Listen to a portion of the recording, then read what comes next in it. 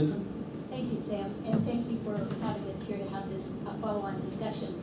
I will give you a few bullet points, really, in this 5-minute limit, and we can follow up on anything that is of interest to the group. In terms of the broad lessons and the broad questions that Sam laid out, I think a very important lesson from this last decade is that we could not, in fact, fight 2 wars at once, and that was the planning construct for the U.S. military. I think another lesson is we do not do the political diplomatic end games well, and we need to take that seriously. COIN is mostly about tactics and operational design, and it must be harnessed to a strategy, which is a different issue. And I think that anyone, certainly the folks from the special operations community that were my first subjects, counterinsurgency really must be conducted primarily by the country under attack.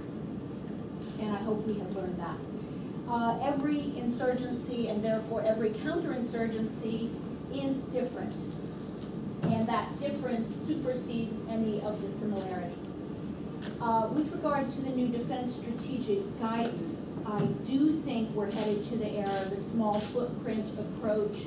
I don't think the U.S. has had the luxury of choosing every conflict it gets involved in. I think sometimes circumstances just push the U.S. to get involved. We'll see how Syria plays out, just as a for example. And I think that part of the task here will be for some portions of the U.S. Army, certainly Special Operations Forces, and some portion of the Marine Corps to be the keepers of the flame of how to conduct these campaigns. Also, though, the civilian side of the government, we have to face up to the fact, I think, that the development piece is very broken. And I do take exception to this state-building assumption. It's really about reaching some kind of political, viable political,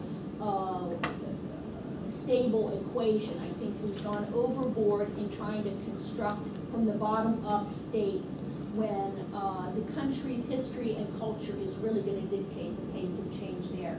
And I think that trying to find market economy solutions to development as opposed to just pumping money into places, which is what we've done very egregiously in the case of Afghanistan. I think we've got to have a new development model.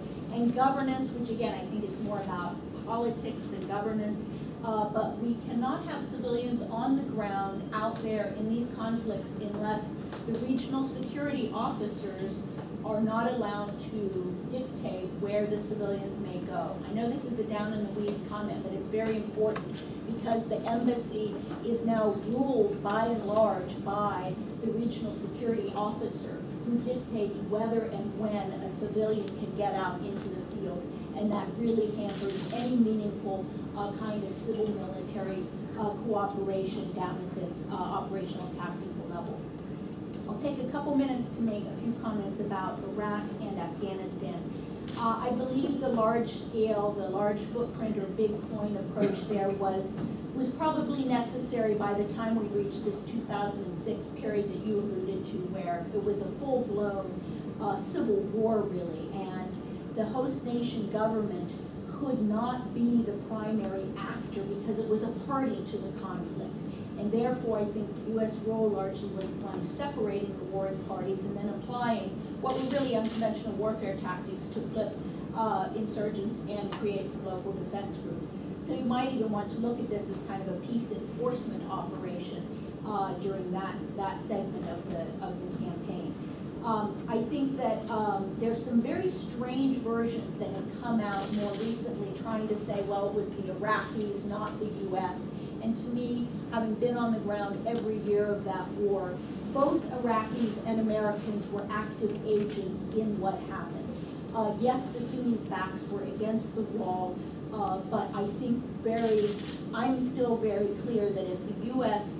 Troops were not there, fanned out in the epicenter of violence in Baghdad, there would be no one for them to have come in from the cold to. The Shia-led government was simply not in a position to undertake that kind of maneuver. And of course, the political diplomatic endgame is still to be written there, and I do think geopolitics may win out in that Iraqis do not want to fall under the sway of Iran, and there is a geopolitical formula under which they will look to the U.S. and other actors in the region to balance Iran's influence in their country. So I think those of us who are still interested in endgames need to stay tuned to that.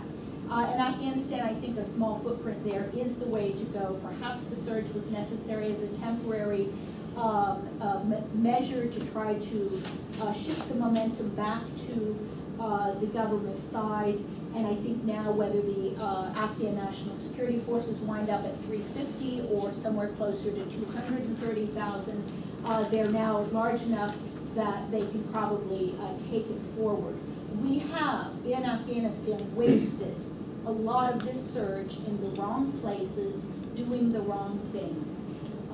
And I think history is really going to look askance at having devoted so much of the surge to Helmand, which is not a strategic area of the war. It's a booming poppy center. Kandahar is the political center of gravity of that war. And Helmand was given twice as many troops as Kandahar. So I'll leave it there. Thanks very much.